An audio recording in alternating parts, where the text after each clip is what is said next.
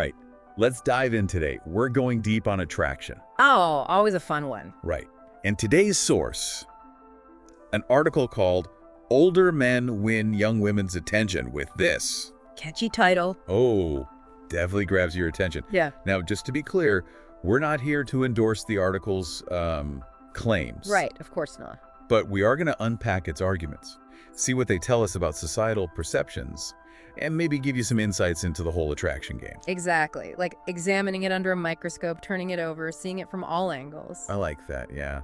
So the article argues that older men have an advantage, when it comes to attracting younger women. But here's the twist. It's not about the usual stereotypes. Yeah, it's not about like flashy cars or anything like that. Exactly. The emphasis is on non-physical traits, maturity, stability, confidence. Even good communication. It even goes as far as saying, it's not just about the number of candles on your birthday cake, it's about what that age represents. Oh, interesting. So it's more about the experience, what that brings to the table. Yeah, that seems to be the suggestion, that life experience just kind of naturally develops these desirable qualities. Another line that sticks out. Open, honest communication is a superpower. So older men are automatically emotionally intelligent master communicators. At least according to the article, right? But, isn't that generalizing a bit?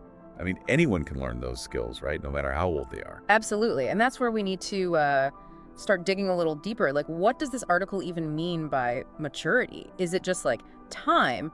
Or are there specific things that make someone mature, that actually relate to attraction? Okay, good point. So let's unpack maturity. The article links it to stability, the ability to handle setbacks gracefully. Even says a mature man doesn't get caught up in petty arguments or unnecessary drama. So the image is someone who's like emotionally grounded, doesn't create chaos, This sounds appealing so far. Right. But is it really like guaranteed with age? I see what you mean. And then there's reliability. Does it come just from having more time to, prove yourself reliable? Well, that's how the article presents it. It uses these examples, like remembering small details about someone or planning thoughtful dates. Showing effort. Exactly, effort. And that can be a sign of reliability, for sure. But, is that always the case? Aren't there other things that make us see someone as reliable? And is it just that younger guys haven't had the chance to show that reliability yet?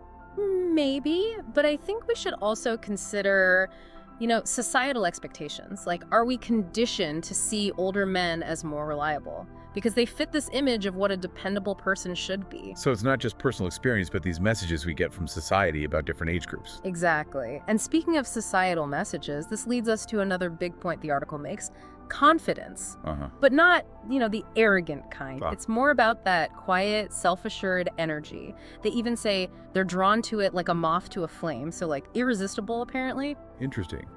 But is there really just one type of confidence that appeals to everyone?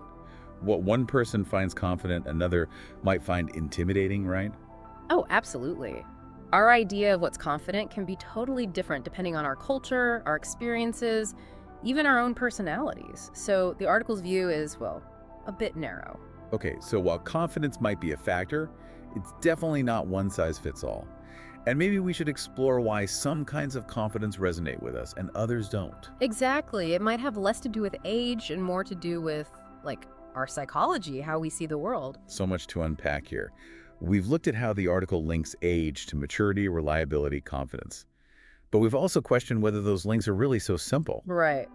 There's definitely more to it than meets the eye. And guess what? We'll explore those questions even further in the next part of our deep dive. Oh, this is getting good.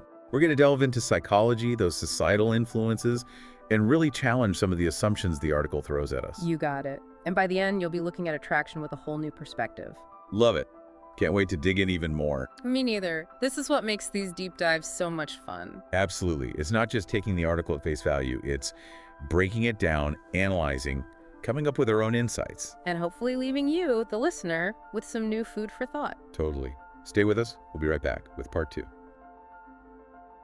Welcome back to our deep dive on attraction.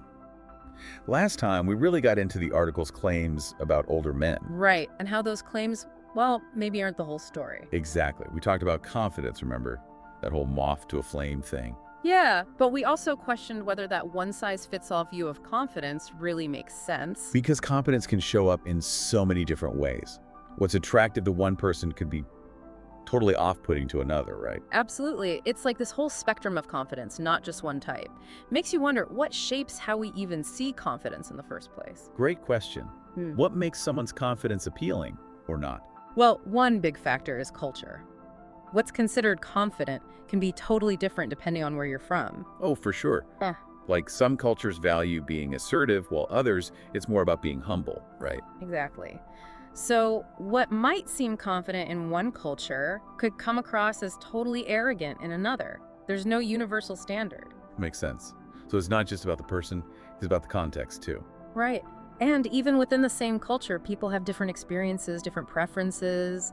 Some might like someone super outgoing, while others prefer someone quieter, more thoughtful. It's got to be the right kind of confidence for the person, right? Like finding that sweet spot. Totally. And this actually connects to something else the article touches on, societal expectations and gender roles. Oh yeah, we're not just forming these ideas about attraction in a vacuum. We get all these messages from society about what's supposed to be attractive in men and women. Exactly. So looking at the article through that lens, you wonder, are those traits it links to older men? That maturity, stability, confidence, are those really about age? Or are they tied to what society traditionally expects from men? So it's not age itself, but whether those traits match up with these like pre-existing ideas about masculinity. Right. Think about the picture the article paints. The mature guy, emotionally stable, reliable, confident. Sounds kind of like that classic ideal man, doesn't it? Yeah, it does. Yeah. So maybe we're not actually drawn to those traits on their own, but because they fit this mold we've been taught. Big question there. And it goes way beyond just romantic attraction. It's about how we see ourselves, how we interact, how we navigate the world, really. So those expectations, they're like this framework we use to make sense of things, even if we're not aware of it. Exactly. And that's why it's so important to be aware of those influences, to question, are our views really our own? Or are they shaped by these external forces? Things are getting deep here. So we've got this article saying older men have the edge because of certain qualities, but then there's culture, societal expectations, all these things shaping how those qualities are even perceived. It's like a puzzle, all these pieces fitting together. And remember, we're only looking at one article. Right, one perspective on a huge topic. Exactly. There's tons of research out there, different viewpoints, adding more pieces to the puzzle. That's what makes this so interesting. I love these deep dives. We start with one piece of info and just expand it outward, connect it to all these bigger ideas, really challenge ourselves to think. Critical thinking, that's key, especially nowadays with info coming at us from everywhere. Okay, so we've unpacked confidence, looked at societal expectations. What else can we take away from all this? Well, let's go back to effort. The article was big on that. It's not enough to just have the qualities. You got to show them. Oh, you can't just be mature and confident. You got to show it through your actions, be thoughtful, communicate all that up. Exactly. Remember that line about polished shoes, crisp shirt, watch gleaming? It was all about those details, those signs of effort and attention. And it went beyond looks, too. Effort in planning dates, remembering little things about the person, showing you're invested. Exactly. That resonates with everyone, no matter who you are. Everyone wants to feel valued, and effort is how you show that. Actions speak louder, right? You can say whatever you want, but it's your behavior that really shows what you mean. Totally. And there's a psychology principle behind that, consistency. When someone consistently puts in effort, shows intention, it builds trust, strengthens the relationship. It's not about grand gestures, it's the everyday stuff, being consistent, showing you care. Right on. And here's something interesting. The article frames this effort in the context of older men, younger women. But isn't that relevant to any relationship? So it's not just about age, it's about wanting connection, showing up authentically no matter who you are. Absolutely. Yeah. And this leads to a big point. Even if certain qualities are seen as attractive, it's how they're shown and received within that specific relationship that matters. It's not a checklist, it's about compatibility. Those shared values, communication styles, all that goes way beyond just age or what society tells us. For sure, and that's where communication is so crucial. Remember, open, honest communication is a superpower. Yeah, being able to express yourself, listen, create that space where both people feel seen and understood. Exactly. Because attraction, it's about connection, finding that spark that leads to deeper understanding.